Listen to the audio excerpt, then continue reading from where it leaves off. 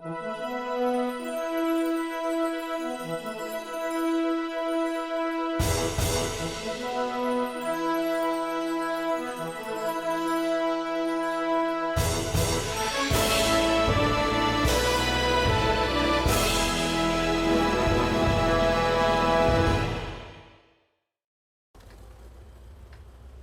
back to What Arty Noobs with General Disturbance.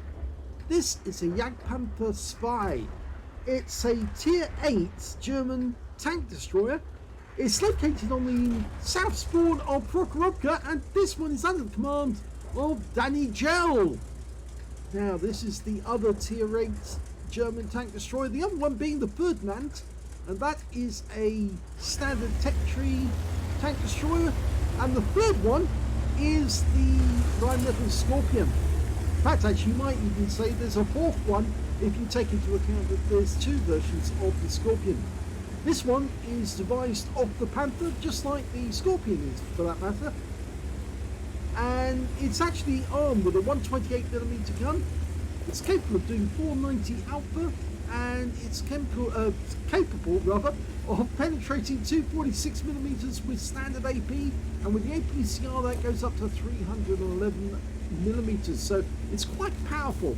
And of course, look at that shell velocity, very, very point and shoot at the enemy. It's a bit slower with the standard AP, but it means that with the APCR you can do a fair amount of damage. It's got a lovely angled front as well, made for blocking shots, or at least making the shells ricochet off the front. Well, danijjjel's decided to take up the far west side of the map, and usually what they do at this point is they fire at the tree and knock it down. It gives them a bit of extra cover, but he's decided to sit alongside the SU-130PM. Oh, I think that's going to upset the SU-130PM.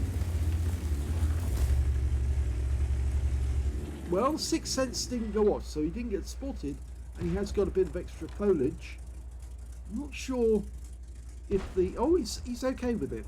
Sometimes it can upset another player if you park directly in front of them. In fact, they can get very huffy. Huffy is a British term, you know. It's like saying they're very upset, but they're not going to actually say it because it would make them look childish. Oh no, this is not what we want to see. This is a light tank coming down, and he's got into the bowl. Now the question is, will he be able to spot us? Big hit! Now he might need to move. He didn't. So it looks like the AMX 1375 didn't see him because he was probably double bushed at the time. The bush was probably down at the centre, not up here. Because there wasn't a bush directly between us except the one that was actually in front of the vehicle, and that wouldn't have counted towards the bush mechanic. Now he has moved a bit further down, and I've no doubt that he's actually fairly close to the enemy up front, because they'll be just south of the bowl, just north of the bowl I should say, and yes, we've got a budgie there as well, and he gets hit behind the bush as well. Is he going to try another shot? Well, there was no kill. The Panther did go into the bowl to have a look. And right at the very back we can see an IKB-65-2, the Swedish Tier 7. Well, he's out the game.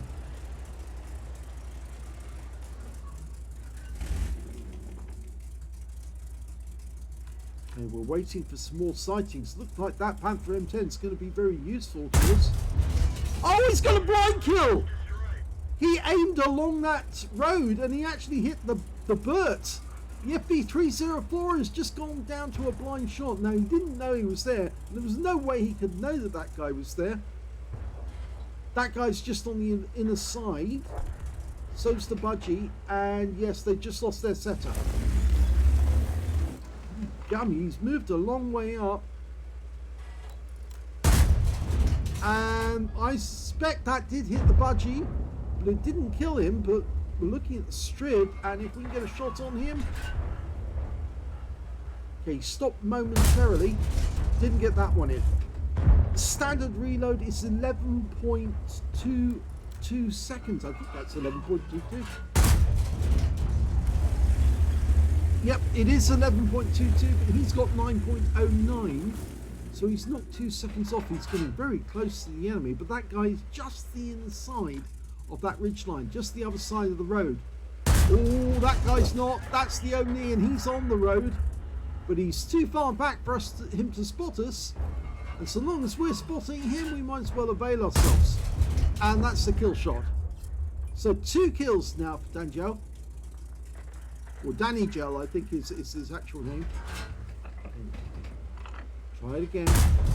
Yes! This time round he connects with the turret and he gets a low roll for 465. That's all he had left.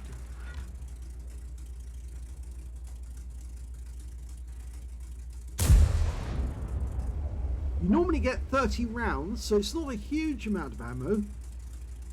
But he's still got 29? No, 19. What am I saying? 19 rounds left.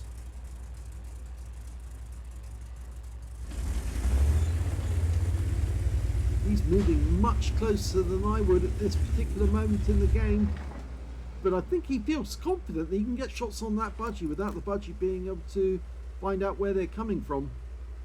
And I think also that maybe many of his team did not come south when they should have come south, because they would have spotted him as he was firing. 4 up on the enemy. It's looking very, very good. A lot of that is down to danijjjel with his 3 kills.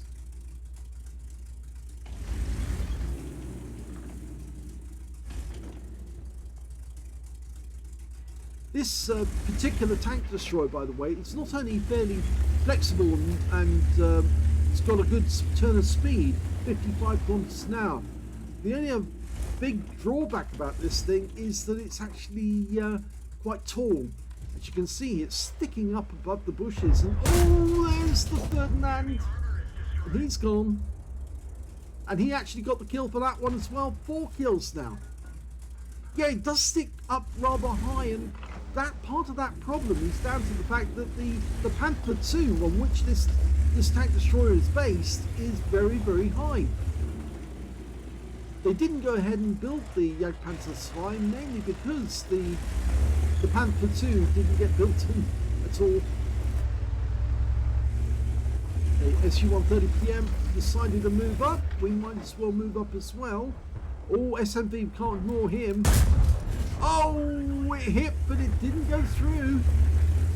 So I think he hit the drive wheels, or at least one of the wheels, maybe the idler, and it just didn't do any damage because there wasn't anything before it or in front of it. There's only 3 enemy left. They're all up here. That one connected as well. He got a low roll, 485, but he was seen, and they're looking at him. He might get another one in. Nope. It's not as accurate as all that.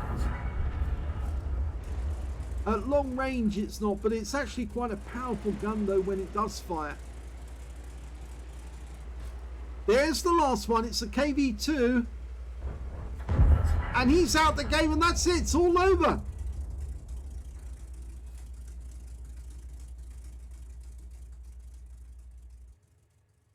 Here's the end of battle results, and that was an ace tanker game for danijjjel in the Jagdpanther II. He managed to get a spotter badge for spotting at least 1,000 hit points of damage, a fighter badge for getting at least 4 kills. He got 4 exactly, and he got a fighter effect for doing more damage than hit points for his own vehicle.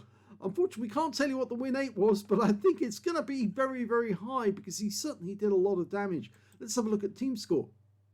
Well, he did the highest damage in the game, but it wasn't an high caliber because it wasn't 20% of the enemy hit pool, I'm afraid.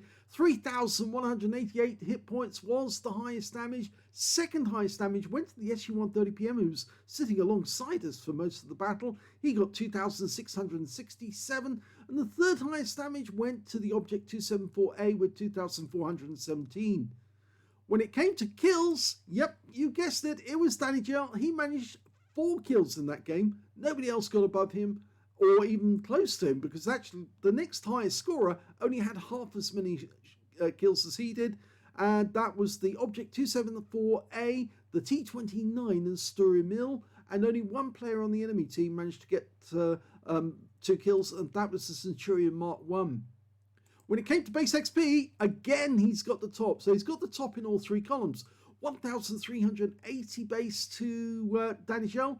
1,004 went to the Object 274A, and they were the only two players to get over 1,000, with the T3485M picking up 903, and that was mainly down to the fact that he was tier 6 and he was a tier 8 game, so obviously he was picking up more XP for every higher tier tank that he was picking off in that game. danijjjel fired 15 rounds in the game, 9 direct hits on the enemy, 8 penetrations, damage of 3,188 hit points, of which 2,747 were at more than 300 meters. This is a long-range sniper, but it also is capable of flanking attacks and getting in deep and brawling with the enemy. Although you wouldn't think it, considering it is basically designed on a front-ended tank destroyer with a fixed gun. In fact, you've only got 10 degrees either side of the center line to actually aim with. He also received 1 hit, but it was a hit by way of splash. And he also spotted 5 enemy vehicles, damaged 8 of the enemy, killed 4, 3,354 hit points of spotting assist in that game. 41,535 credits on a free player account, 30,000 for personal missions payout, and after ammunition resupply and consumables and repair, he actually ended up with a profit of 54,397 credits overall. 1,380 base XP, times 2 for the first victory, 2,760 experience points altogether. He says, when you blind shot the smallest Arty and the easiest ace tanker for the 6th time. Well, that was a really good blind shot, because I had no idea that the Burt was sitting there in the middle of the road. And of course, he just fired the round down the road, and there was bound to be somebody who was sitting in the bushes. And yes, it turned out to be the Burt. Not the best place for a Burt to be hiding, I'm afraid. But then he did try to use the foliage to his advantage, and it just didn't work out that way. Ideally, you want to situate your Arty behind some other vehicles that are a little closer along the road, so that if you are going to have to fire at the enemy, at least you can have something solid between you and them to take the shell, just in case they fire directly at you. But that worked out very nicely there for danijjjel, a new name on our books. At least I'm not sure if we've done him before. Let's have a quick look at the armor for this thing. Well, you can see it is basically a Panther II, and of course, as you know, the Panther II didn't actually go ahead and get built in the end. It's got reasonable front armor, 100mm there, you can see, which comes out at 137 with the angling, which means that this thing can deflect even tier 10 shells. The lower plate 60mm, but coming out with an effect of about 95. The upper plate is even stronger, 150mm up here, coming out with effective armor of 233. And you can see why this thing can actually deflect a tier 10, because, well, as you go further up the sides of the vehicle, it gets even stronger, 150mm becoming 249. The mantlet area here, just around the center, I suppose you could say, that's very strong there. 150mm coming up to 245, 250. Yeah, very strong indeed. And you wouldn't really want to aim for the mantlet, because, yes, you're going to be getting all sorts of problems trying to get the shell through there. So the sides of the vehicle, they're a little less. They're only 60mm, effective angles 67. And towards the rear, again, 60mm, so you can penetrate the sides of one of these things, but so long as you keep your face to the enemy, you can do a lot of damage to them, and that's why I say you can use this for flanking attacks on the enemy, because it's reasonably fast, 55 kilometers an hour, and that means you can get around the enemy, and it's just a question then of getting your face to the enemy before you fire, because of course you have to be face on to the enemy, because the gun will only go 10 degrees either side. I think I can illustrate that by just showing you how far the angle moves. It's not that much. Okay, the roof is penetrable. Yep, I'm afraid so. 30mm thick, so Arty can get through these things, but you have to land the shell on top of it. If you try to land it and it actually comes in and hits the front plate, I'm afraid you're going to have difficulty trying to get through that armor. So let's have a quick look at the live. Bring up the live model. You can see, well, against the 128mm round, which is what this tank is actually armed with in this this graphic, I'm afraid, yes, it's gonna the 128mm is just gonna go straight through. But if you actually have another caliber shell, it might not get through. Certainly, it can bounce tier 10 shells, so it can bounce 122mm rounds depending on the angle at which they attack. If we show the modules, let's bring that up. Okay, well, two people up front, the driver's on the right, the driver's mate's on the left, and they've got the transmission directly in front of them, and they've got the engine directly behind them as well, because of course it's a front mounted machine, a front mounted engine. And the fuel tank is, well, one of the fuel tanks is on either side of the engine and one at the rear as well. There's two ammo racks running along the sides of the machine, but that's like the Panther. And of course there's more ammo racks, or ready racks I should say, right at the rear of the vehicle, which are actually being accessed by the loader. And just behind the commander, who's on the left hand side, is the radio, and the gun is on the right hand side as we're looking at it, with the loader directly behind him. So lots of ammo racks. If you aim for the right spot, you need to aim for the rear of the cabin on a Jagdpanther II, on the sides if you can get it. I wouldn't really try to aim for this strip, it's fairly narrow, but you could if you wanted to. I think you're much better off going for the actual cabin. You remember this is angled here, it's angled here for that matter, but it's much thinner. So I would say, well, much thinner, it's not much thinner, but it is thin. So it's much easier to hit this because I think it's a bigger area. So there you go, that's where all the modules are on the Jagdpanther II. So I hope you enjoyed that replay. Very interesting shooting. I was surprised that you weren't spotted. It looked to me like at any moment they were going to spot you and you're going to have to dive down that slope as fast as you can. One of the good things about the Jagdpanther II is it does have fairly quick or fairly good ground resistance, so it can accelerate reasonably fast if it needs to, especially down a slope. So even though it's a very, very big thing and it presents a very big target to the enemy, if they had actually tried to shoot at you, you would have been down that slope really, really quickly. But I think you probably would get hit by at least one shell on your way down. So I was a bit surprised that you went up to that position to start with. I think most people, if they had a Jagdpanther II or even a Ferdinand for that matter, but a Ferdinand is a bit slower, but if they were using either of those two tank destroyers, I think they wouldn't have taken up the slope. I think they would have gone along the bushes at the bottom. So he took a risk, but it paid off and he got the most kills. So if you enjoyed that replay, please give this video a like, do subscribe to our channel, leave a little comment down below because it feeds the algorithm, and thank you for watching.